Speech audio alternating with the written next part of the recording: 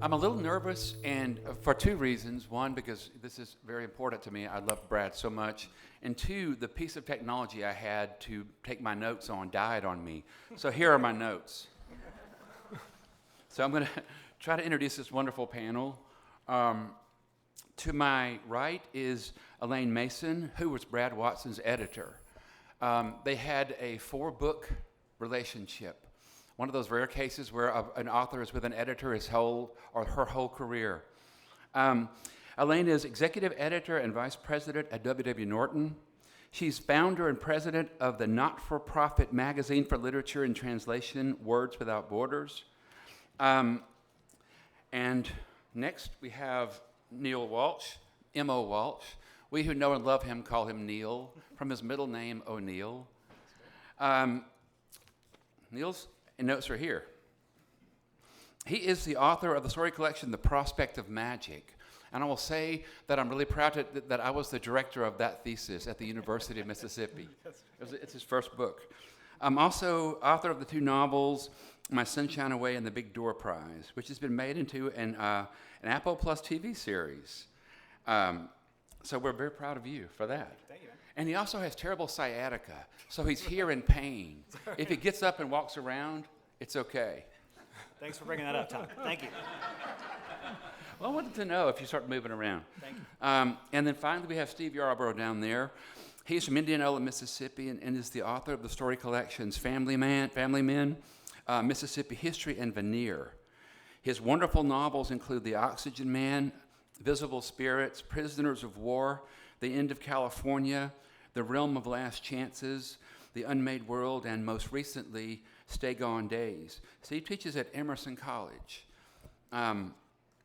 Here's how I think this panel's going to go, but it probably won't. I'm going to ask all 3 of the panelists why they think Brad's work is lasting so long, what's so good about it, why these stories are so magical. Then I'm going to ask them to each read a short section that they've chosen from Brad's work and tell what it means to them, why they love it so much. Then I've got questions for each of them, and we will hear from a special guest via my phone, and then we will take questions from you. Does that sound okay? So, all of you, why was Brad Watson's fiction so wonderful? Alane, will you start? I'll start because I'd love to tell the story. At my editorial desk in New York City, needless to say, there was a lot of fiction flowing over it all the time.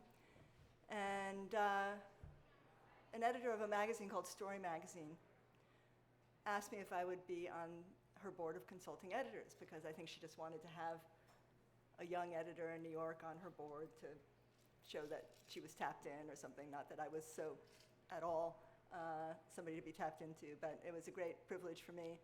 But she never asked us any opinions, so the consulting was kind of truly an honorific, except when she sent me this story, this very short story called Seeing Eye. And she said, "Animal points of view, I don't know, what do you think of this?" And I read that story and I thought, I think this is genius, and I want to read more by that author. And I was looking back at the story again to think, well, why did I think it was genius? And I'm sure you hear a lot about how important is that first line. Well, it wasn't the first line, actually, that caught my attention. It was like the 6th line or something, where the Seeing Eye dog says, it doesn't say it, but it's from his point of view, Brad says, he listened for something he'd become accustomed to hearing, the buzz and tumbling of switches from the box on the pole next to them. The dog associated it with the imminent stopping of the cars. And I thought, yeah, I've heard that. I've heard that, and I never noticed it before. And this was a guy whose senses were on high alert all the time. He just heard things, smelled things, saw things, was paying attention at a kind of, what seems to me now, a kind of superhuman level. And that paying attention, as my husband, who is also here as a special guest, knows, is not something that I do very well at all. So to have a writer make me actually pay attention and realize that there are things that are happening around me that I've been missing. I love that. And he doesn't have some guy walking around hearing the things tumbling, the sounds of the lights at the traffic stop, because that would just be overwriting and embarrassing, right? He does it from the point of view of a seeing eye dog. It's that dog's job to hear that thing. So that's all, I 4 books because of that line. And many of the things that still stay with me from Brad's work are these sensory details, the smell of the tomato plants at the beginning of Miss Jane, the sound of a dog barking, and how at first the dog's bark is so articulate. He's saying, "I am Ike, let me in," right? And then as the dog keeps barking, he kind of forgets why he's barking, and it becomes, "I am Ike," and then it's just, "Ike." And he goes, yeah, that is exactly the way a dog barks. So that attention in Brad's work has a kind of rhapsodic quality that makes me infinitely happy, and I think will lead to it lasting an infinitely long time. Yeah, thank you. Good. Yeah, thank you for that. I actually brought a visual aid about how good Brad's work is. So y'all, from what you just heard, he was very good at writing about dogs, right? His first collection, Last Days of the Dog Man, but dogs kind of carried through all of his work. And when this book came out, I was very fortunate to receive a copy from the publisher, and I came home to find out that my dog had eaten it. This is the copy of the book. So apparently not everyone agreed he was great at writing dogs. My dog felt misrepresented in some way. I'm not sure. I'm not kidding. This is the only book my dog has ever eaten, ever. I mean, my dog's not bright, so I don't think she put 2 and 2 together. But yeah, I came home and my dog had eaten Brad's book. I think Brad thought that was funny. Yes, that's what I was going to say. I think that to me, that's kind of what made his stuff so good, is that's kind of like a Brad moment. It's like something that seems very sort of ordinary becomes strange, and becomes like, well, that's unexpected. And that was part of what I think drew me to him sort of eventually. Like at first, when I first read Last Days of the Dog Man, I wasn't a huge fan because I saw myself in competition with him as a young writer writing about the South, and someone that, in my mind, I wanted to not write fishing stories and hunting stories and dog stories. I wanted to try to find new things to write about the South. And so at first blush, I was like, oh, this is just another dirt road dog, dog-loving hunting guy. And it took me, to Heaven and Mercury to realize, oh my God, I was so wrong about that. This person is seeing things sort of sublimely, right, in a very different way. And to me, that's what's so lasting about his stuff, is that it has that perfect marriage of the mundane and the totally unexpected and totally fresh and surprising. If you look, I think especially Aliens in the Prime of Our Lives, that collection, there's not a story in that collection that does not have something that seems the marriage of both the absolute everyday and something that you don't understand. Even if it's just a domestic situation, it feels charged with something bigger, right? And that's what always really drew me to his work. I felt, Miss Jane, this novel to me was just an absolute masterpiece. I can't imagine what it was like to finally get this and read it, and as an editor. I have we were told just to read a little section, so I will from Miss Jane. I don't. Okay. That kind of, to me, it might not be amazing, pop off the page like all these fireworks, but to me, I would just aspire to write like this one day, right? This is context is important. If y'all don't know, Miss Jane is a story loosely based on his great aunt, who had what would you say? I guess a birth defect, but a deformity where she was kind of incontinent for life. She didn't have everything she was supposed to have between the legs, right? Everything was sort of inside, and everything came out the same place, right? So she had this really difficult life, and the story is about her entire life. And this section takes place when she's still young. She's tried to go to school. She soils herself all the time. She's decided she's not going to go to school, but she's decided that she's going to live her life. She understands that she is different, but she's going to live her life. And this is a scene just with her and her family in the kitchen, right, when she's kind of discovering that she's going to be different kind of forever. As her mother and Grace, that's her sister, began early preparations for supper, Jane helped shell peas and butter beans, rinsing them and leaving them in water for the mother to boil all morning with salt pork, while Jane sucked her thumb, which was sore from prying apart the butter beans' tough pods. If there was chicken fried, her mother would calmly walk among the nervous yard birds, casual as if just strolling through, and then would snatch one by the head, give it a quick twirl to snap its neck. Then she would dip it in scalding water, pluck it and gut it, chop off its feathered head and hard yellow feet. Jane took the bucket in which her mother had tossed the head, feet, and guts down to the hog pen and tossed them straight into the bare earth there, where after a momentary silence for comprehension, the hogs, sows, and shoats set upon it, bawling, brawling, squealing from lust and the pain of swift and intense battle. Yet another, if negative, reason to dislike the eating of their meat. Back at the house, her mother had carried and plucked the headless hen back to the porch and pumped a little water to wash it, then carried it inside, cut it to frying pieces, dipped it in egg and milk, dredged it in flour, and dropped it piece by piece into the broad pan of hot lard on the stove, and set it piece by brown piece aside to drain on a sheet of newspaper on the counter.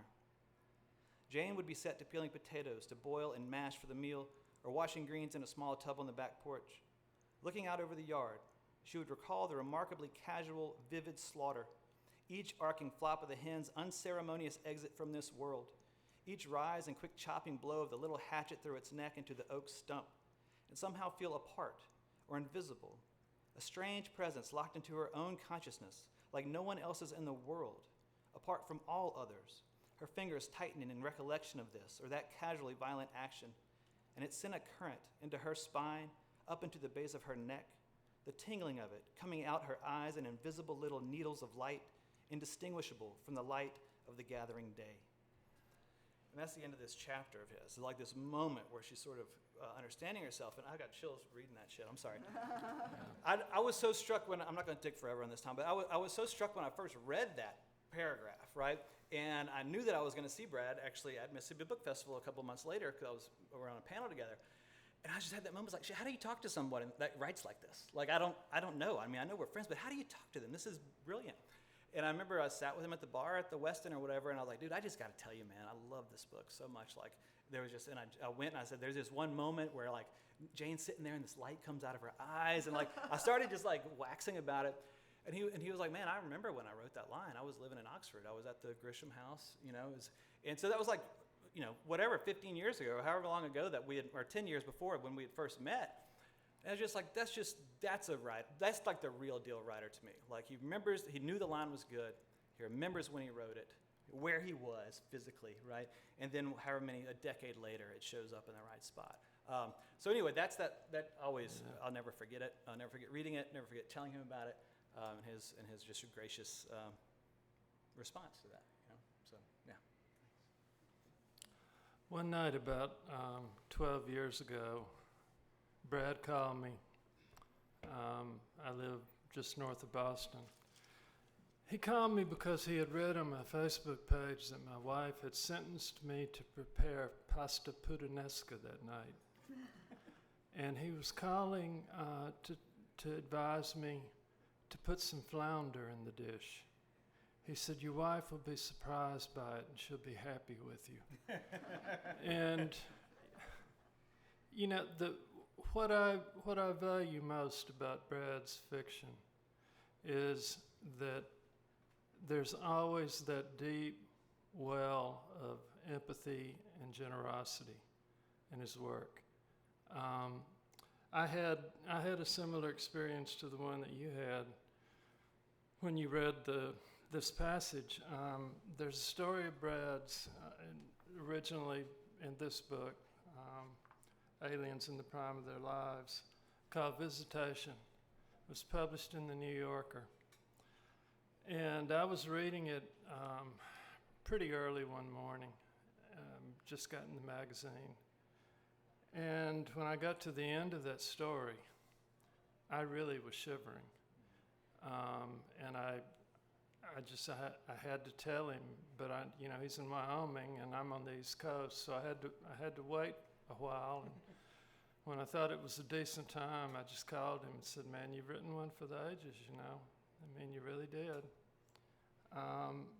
I'm going to give myself the pleasure of reading 3 paragraphs. This is a story about, among other things, divorce and loss He got up to make his way from the courtyard and was startled by someone standing in the shadow of the gypsy's doorway. Her evil man-child, the boy from the pool, watching him like a forest animal, pausing in its night prowling to let him pass. Loomis hurried on up to the room, tried to let himself in with the key card that wouldn't cooperate. The lock kept flashing red instead of green. Finally, the card worked. The green light flickered. He entered and shut the door behind him. But he'd gone into the wrong room, maybe even some other motel.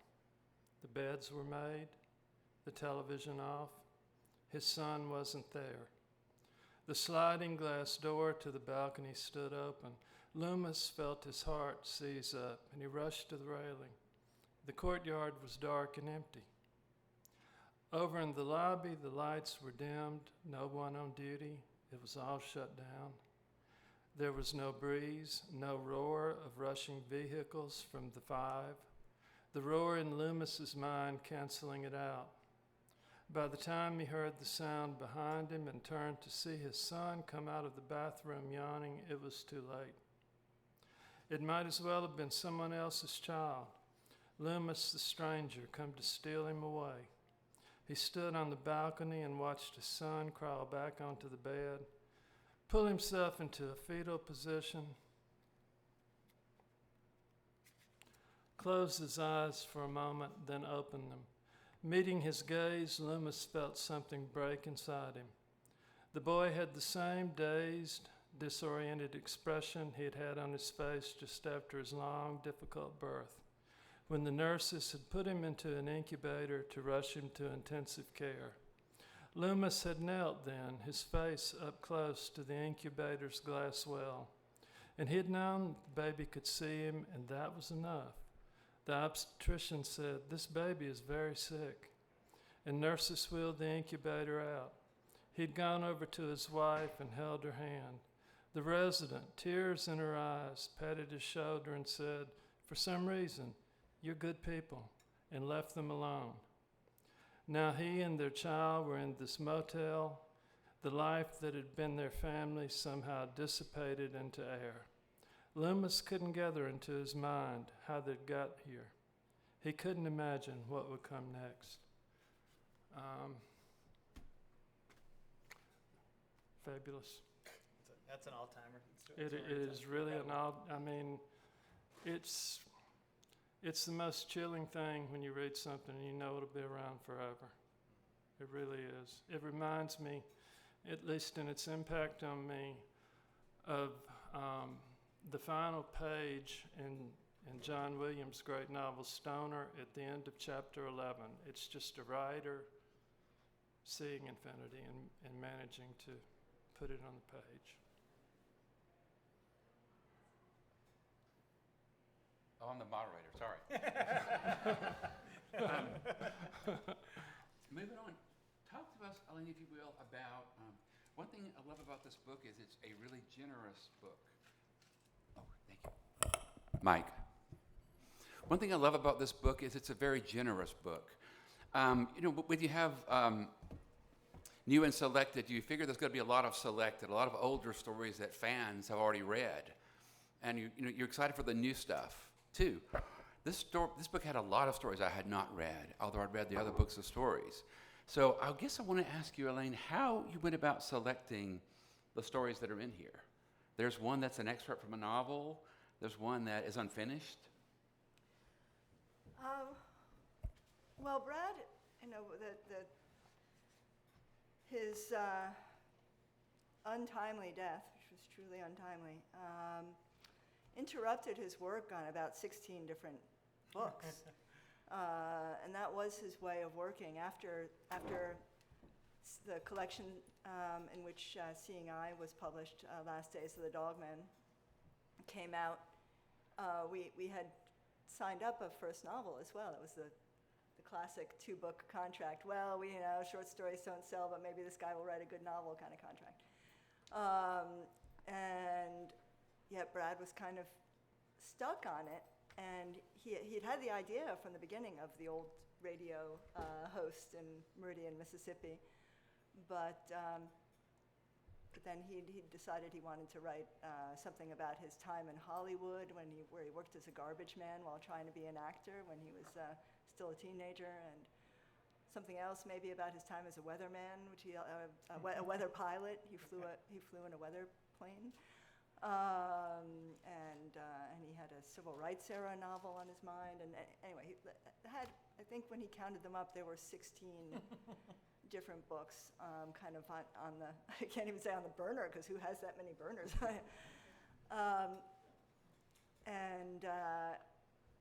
Then he did ultimately end up coming back to the Heaven of Mercury. And then we published another collection of stories, Aliens in the prime of their lives.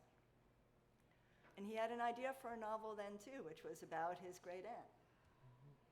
But again, he had to go work on the other 16 for a little while before he ultimately circled around back to that original idea.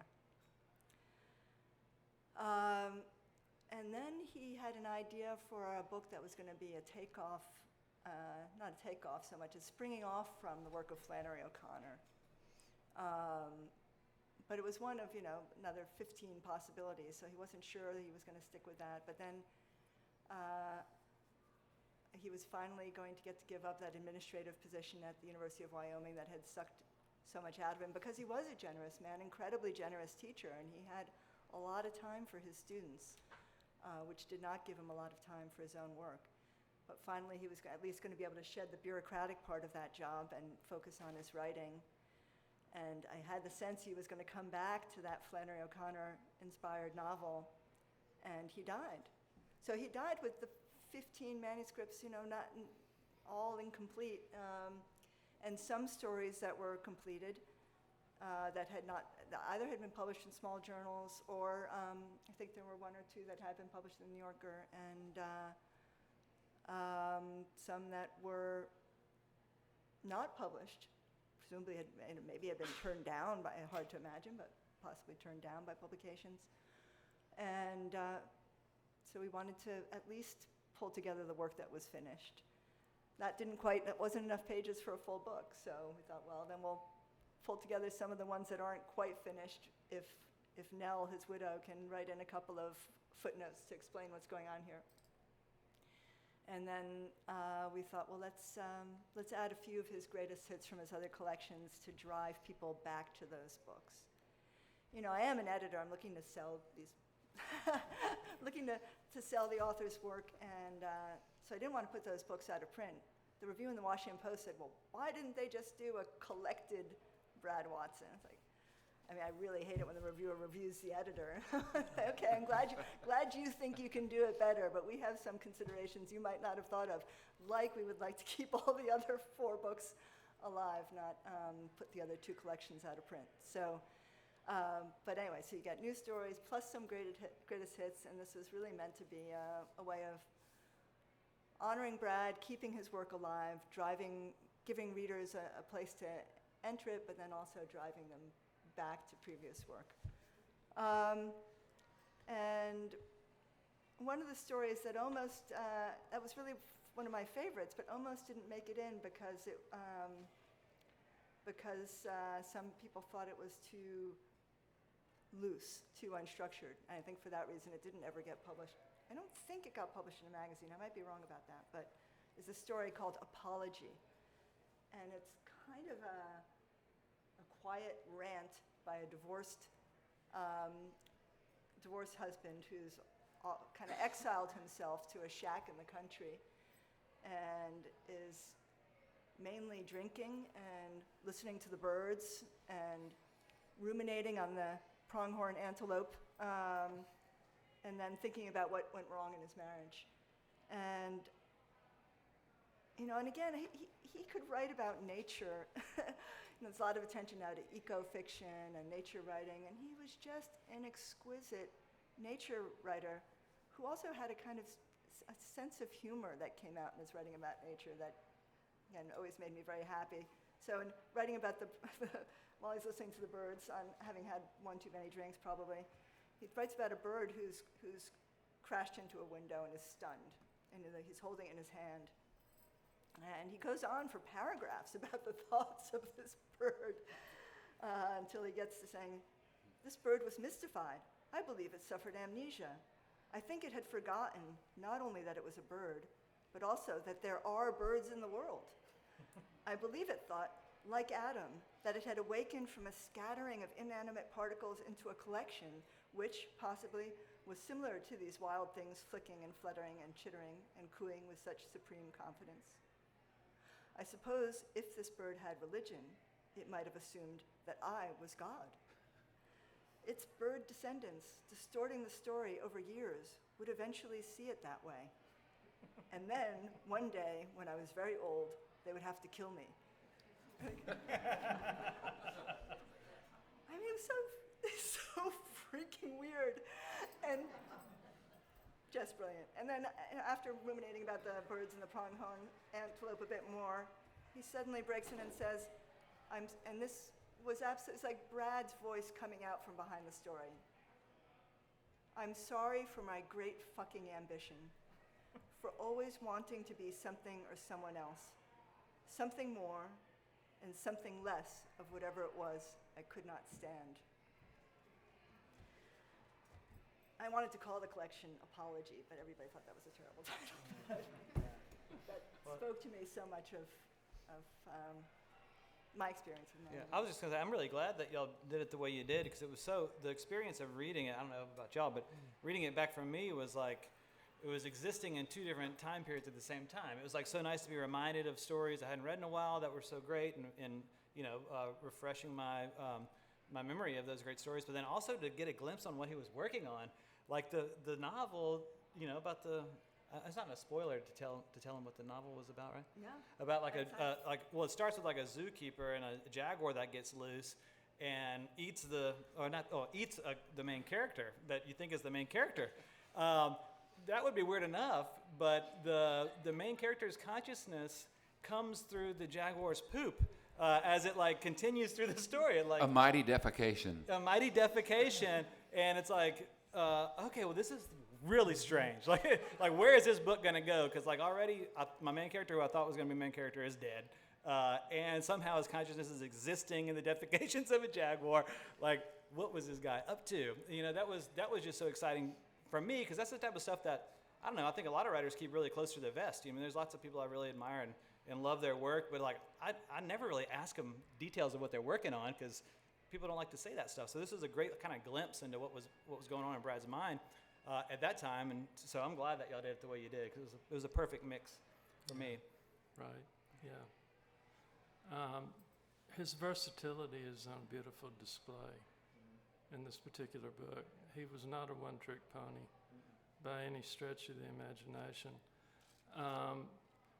Some of the stories are just plain old hardcore realism, and some of them just go into the stratosphere. And that kind of versatility in a fiction writer is really, really rare.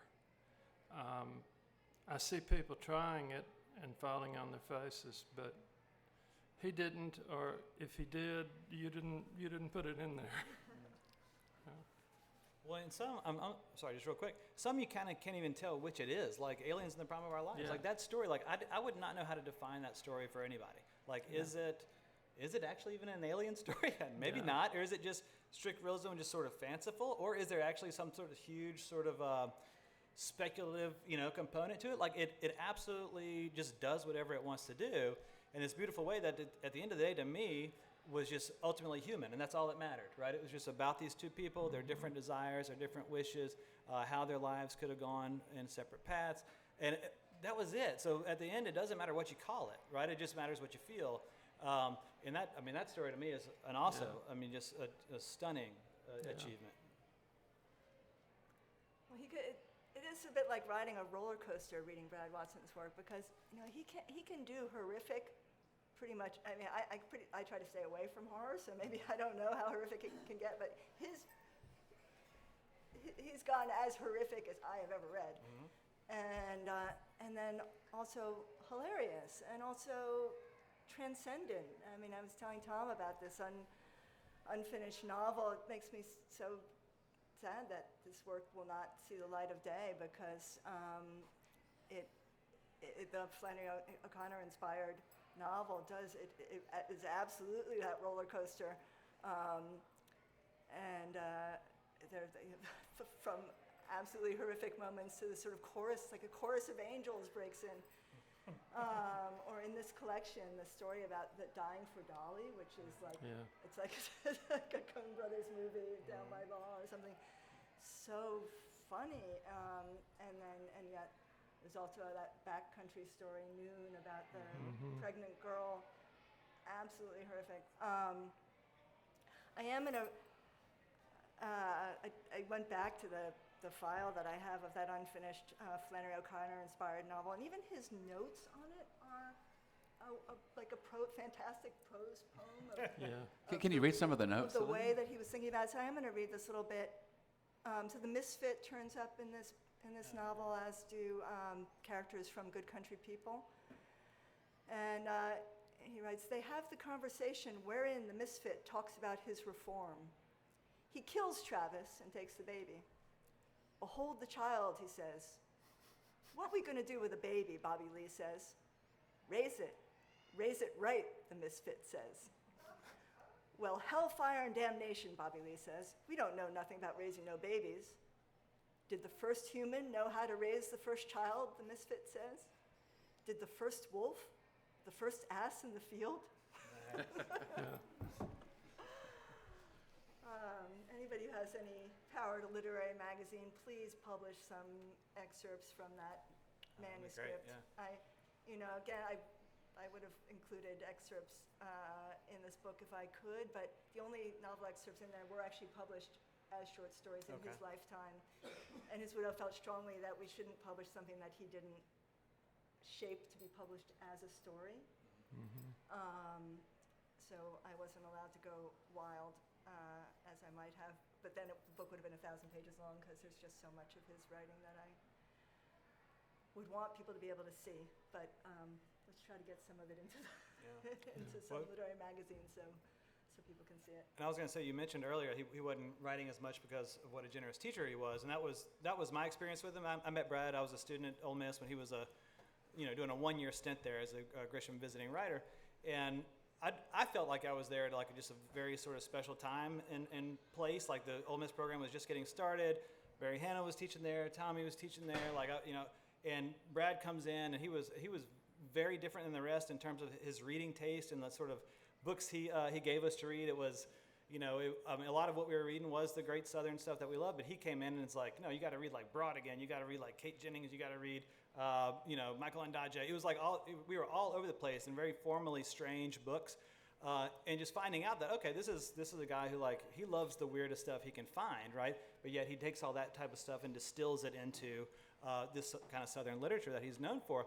And I was like, okay, well maybe I'm just catching this guy at like the perfect point in time. But then when we had like a sort of remembrance for Brad in Oxford, and people came over to your house, Tom and Beth Ann, it was so nice of y'all to host that.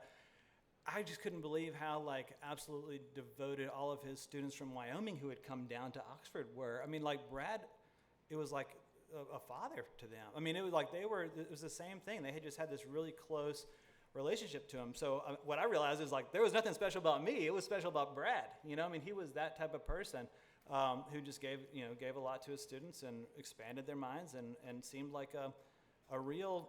That's the one other thing. He just seemed so real when you talk to him. He's always very present.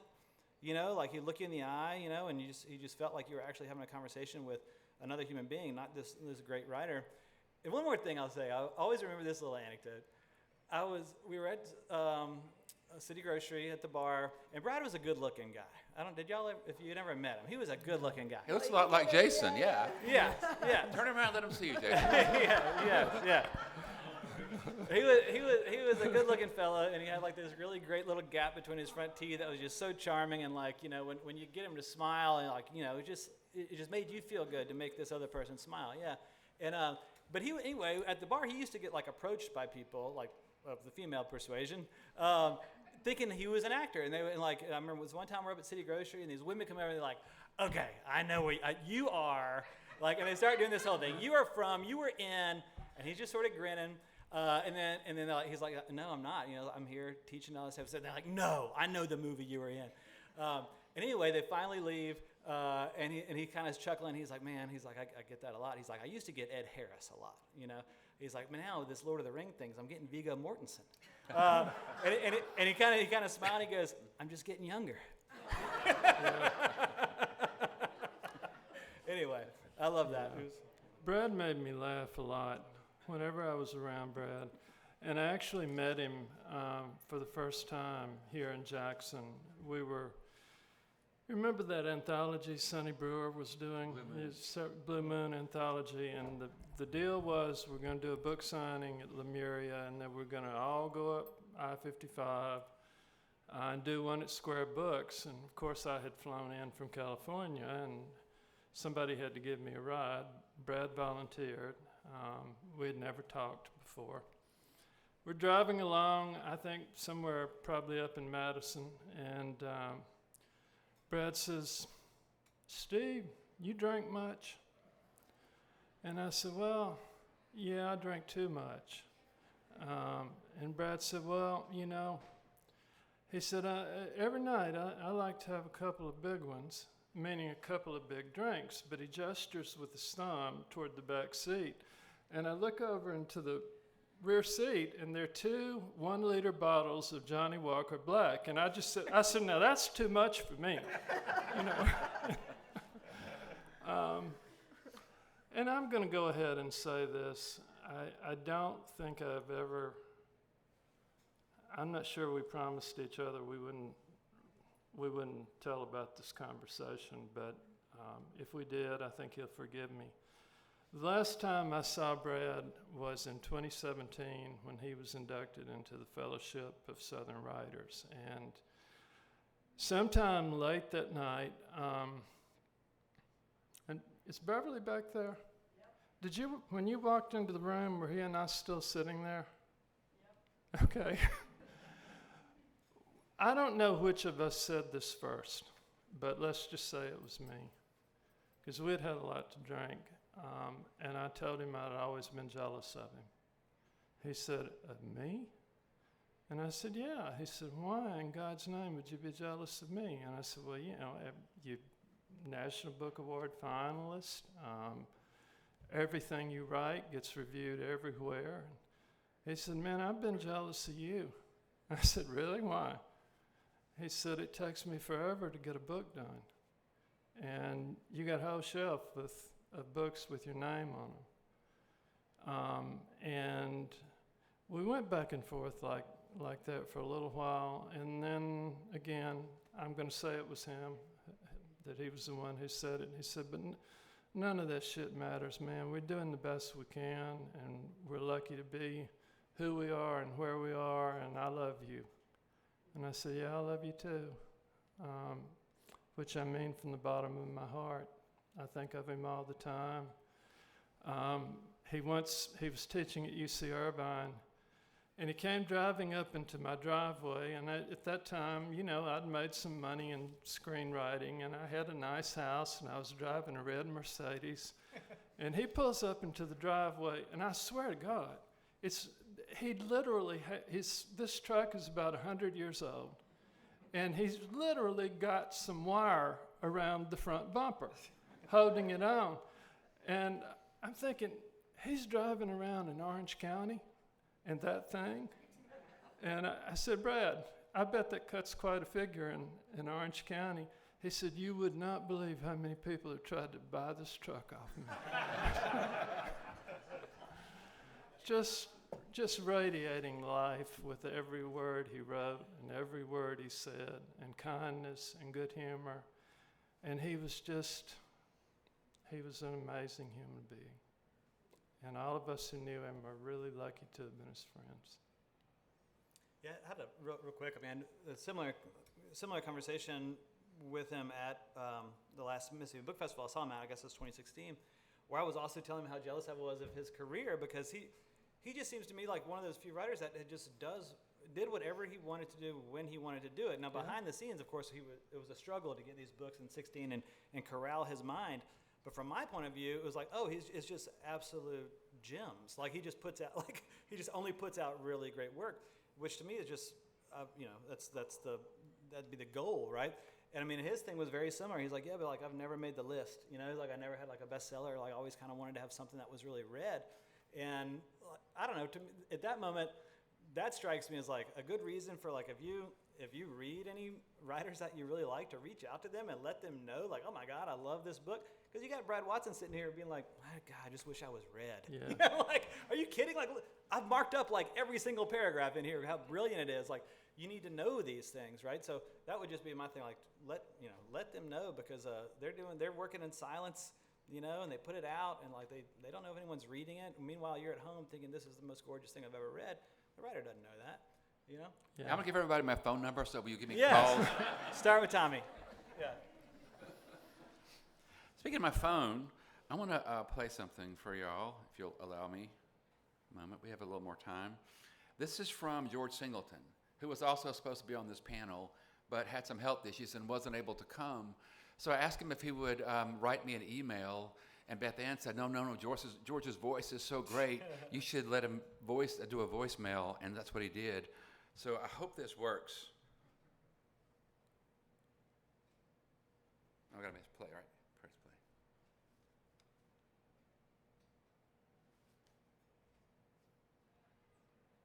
It's not working, but just give us a moment. Oh, I've got to put it on speaker. I'm having technology issues, and I'm really sorry. Keypad.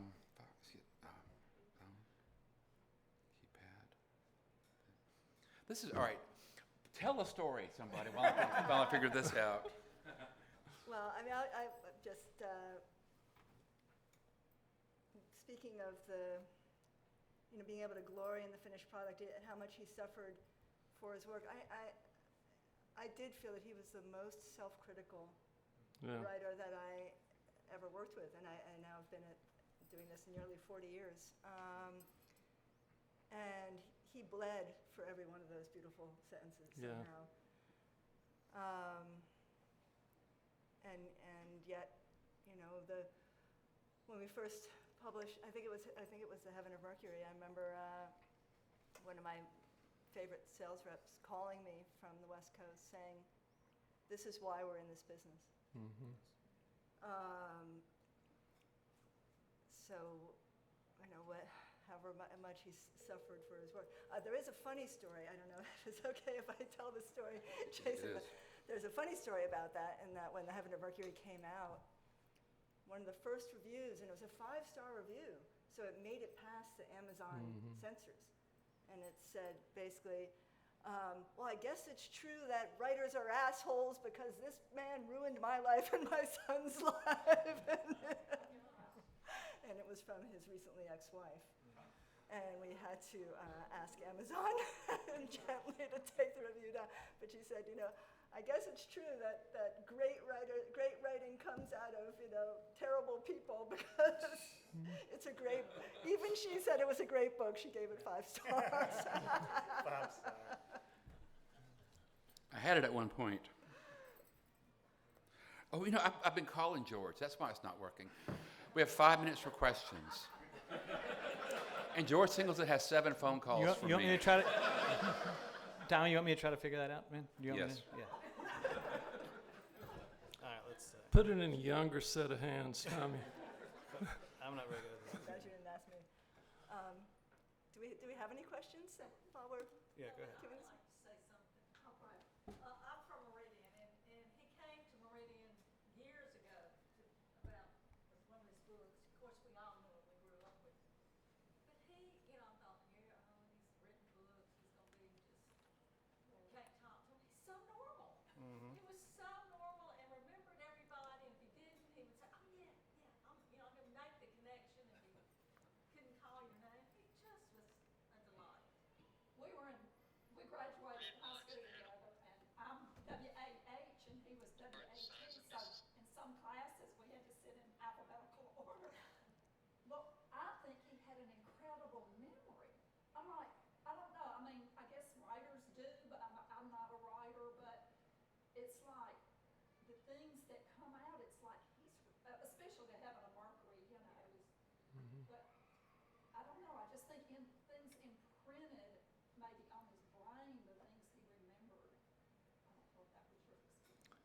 think Neil's got it. You fixing? I think I might. Let's see.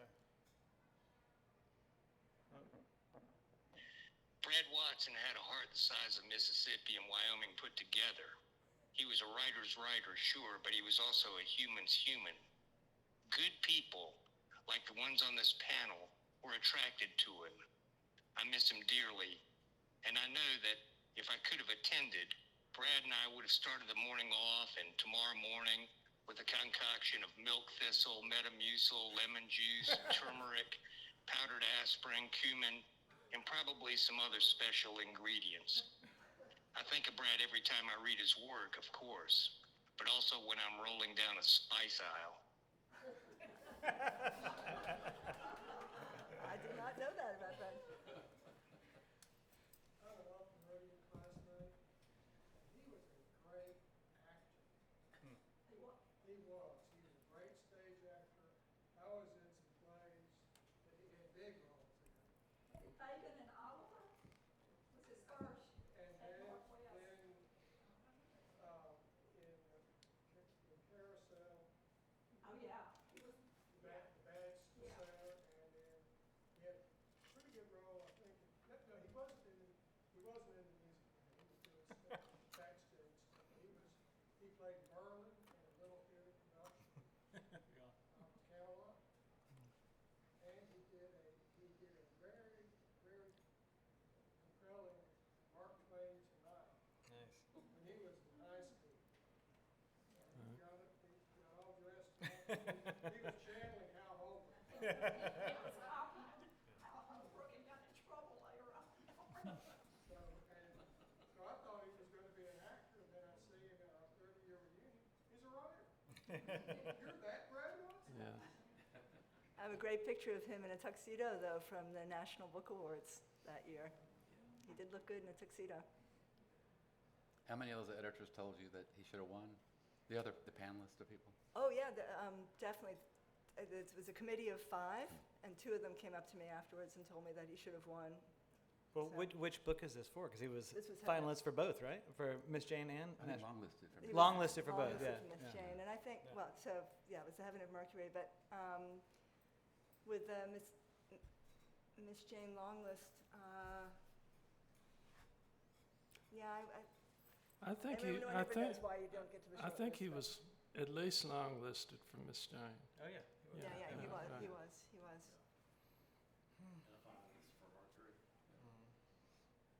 And then did Mercury win the Penn Faulkner? Or was it, there was a Penn finalist? That's what you would call it, yeah. Another question? Oh, I do have a good story about an award Please. ceremony. The very first award ceremony I was at with Brad, it was the American Academy of Arts and Letters, where he won the Sue Kaufman Prize for first fiction. And I think it was the first time I ever got to go to that event under a big tent outside, the big tables with white tablecloths. And I was seated next to Shelby Foote, a familiar name to many of you. And so he asked me what I was doing there, and I said, well, I get to be here because I'm Brad Watson's editor. And he sort of shook his head, and he said, that boy can write. It was a very great moment for me. Anyone out here? Please. One thing to say about that. So many writers, professionals, anyone, they're out of gas getting out of this season. Brad was just getting going. Yeah. He was a writer in the prime of his life. He was. He was just what it was. My, Question is, when you were talking about the things you couldn't publish and how many things, is there a chance that some of his unfinished, is there a chance that something else might come out? Did everyone hear the question? So, Chance that maybe something of his unpublished works, another book later on? I think that's up to the literary scholars. I was about to say of the South. I mean, it doesn't need to be of the South, obviously, but I think it would take somebody who had a fair amount of clout as a literary critic, of the work that goes on from, to the next generation, to curate some kind of a book with a university press. I think that's sort of the next step in terms of the memorialization or the canonization of a writer's work. We need the academics to weigh in and tell us why it's important. Obviously the editor and publisher can only do so much. There's no reason for people to believe us for long. So I feel like this was what Norton was going to be able to do. I think anything else would be seen as having such a specialized audience that we wouldn't, be able to put out enough copies. Well, I know my dog wants more. But that's why I say journals, literary magazines, journals, and the academic world. I think that's where, there needs to be a reckoning with what he achieved and a commitment to making more of it available. When we're talking about his output, when I took a job in Boston, I knew Brad had lived there, and we had a conversation. I don't know how many people are aware that when Brad, what do they call those 5-year jobs at Harvard? I can't remember. Yes. Anyway, you get 5 years teaching at Harvard, and he said, well, if you're making a lot of money there, you probably won't have some of the issues I did. But he said he lived forever, and I mean, where was it? It was somewhere almost on the Cape. East Venice. Yeah, and he was teaching also at a community college. Yeah, well, that's not easy street. No, and especially when you have students. I don't remember now if it was Brad or another writer who told me that those Harvard students would come up to you and, after talking about their own work for a long time, would say, "Oh, are you a writer too?" Yeah, yeah.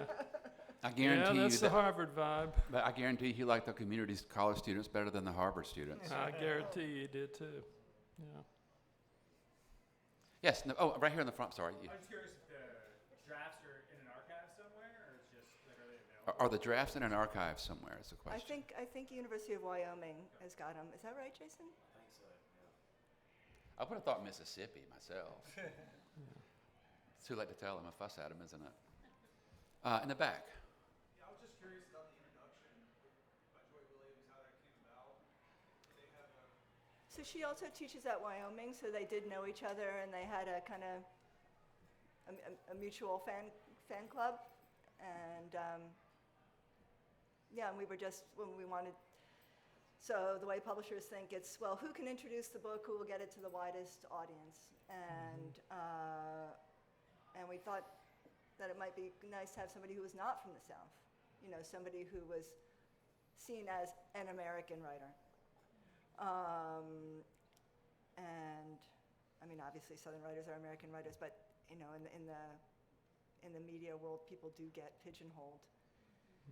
And so anyway, the hope was that having somebody like Joy Williams say, this is a great American writer, would be helpful to the book. And the introduction alone is worth the price of the book. The introduction's amazing and beautiful. She really knew him well. Here's, please. Speaking of Brad Weston in the classroom, what do you think are some of his best stories to teach? I'm reading Aliens in the Prime of Their Lives now, but I'm just wondering what stories you think would be great in a university classroom or high school. I mean, I think Seeing Eye is a great one. I don't teach, but that's it's short for one thing. But I think I think that might be one that's already out there online with like teaching stuff attached to it. Yeah, I mean, the two that would come quickest to my mind is, like Steve was saying, I have so many students who are writing like what in their mind they keep calling speculative fiction, and so often it's just all concept and like no heart whatsoever, and it just kind of falls flat, and You know, it's just really flimsy stuff. And like they're talented writers, but they're so engaged with the concept. I would give them that novella, Aliens in the Prime of Our Lives, because it marries those two things. It marries concept and heart, and be like, this is what's possible. You know, I mean, I have a student that I'm actually planning to give that story to this week. And then like Steve said, also Visitation is just like, I mean, as far as how to write a great short story that uses, it has like tension from strange places, has a great use of memory, right? I mean, and a surprising ending. Visitation is just a clinic. Yeah. And that moment in the story when he says he thinks it's another motel altogether. When you read the passage, if you read the whole story and you get to that passage, you really believe for a moment he has entered, you know, another hotel altogether. That you're reading about some kind of time travel or something, and you know it's just psychologically acute. That's what's happening to him for a moment, and then he's back dealing with the reality of his life and his marriage and everything, just plain old, you know, realism. I think you could teach that story. You could do a whole seminar on that one story. There's something there everybody could learn. One more? Or not. I think that this book is wonderful. Thank you for making it. I want to end this panel by reading the end of The Heaven of Mercury, which is at the end of Joy Williams' introduction. It's just that long. I've been obsessed with this passage since I reread it in this book, and I go around repeating it to myself. He wandered toward a spot of color in the distance, and when he got close, he saw that it was a bush filled with preening monarch butterflies, resting and soaking up the sunlight. They seemed to shiver under his rapt attention. He felt such an outpouring of love for them, he thought he would weep. They seemed hardly able to contain their delight that he was gazing upon their beautiful wings. Thank you. And thank my panel. Thank you.